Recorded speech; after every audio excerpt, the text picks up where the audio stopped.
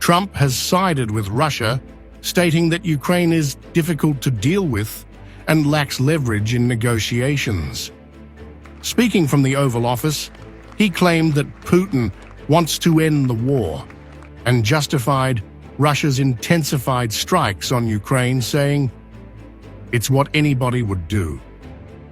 I believe him. I think we're doing very well with Russia. But right now they're bombing the hell out of Ukraine, and I'm finding it more difficult, frankly, to deal with Ukraine. And they don't have the cards. They don't have the cards. As you know, we're meeting in Saudi Arabia on sometime next week, early. And we're talking, I find that in terms of getting a final settlement, it may be easier dealing with Russia, which is surprising because they have all the cards. This comes as Washington officially halts intelligence sharing and military aid to Ukraine. The decision has left Kyiv vulnerable, just as Russia launches one of its largest missile and drone barrages yet, crippling energy infrastructure and escalating battlefield losses. Trump hinted at imposing new sanctions and tariffs on Russia, but insisted that Ukraine must negotiate a ceasefire.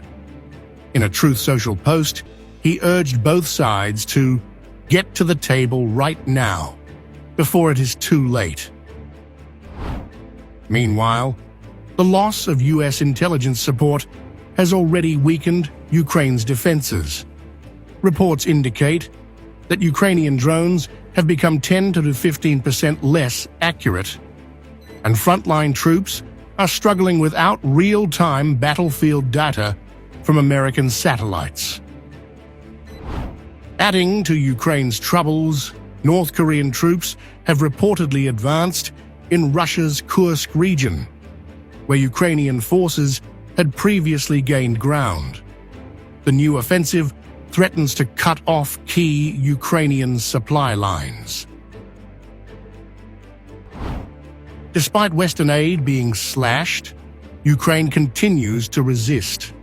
French Mirage 2000 fighter jets were used for the first time, alongside F-16s, to intercept Russian missiles, proving Kyiv's determination to hold its ground.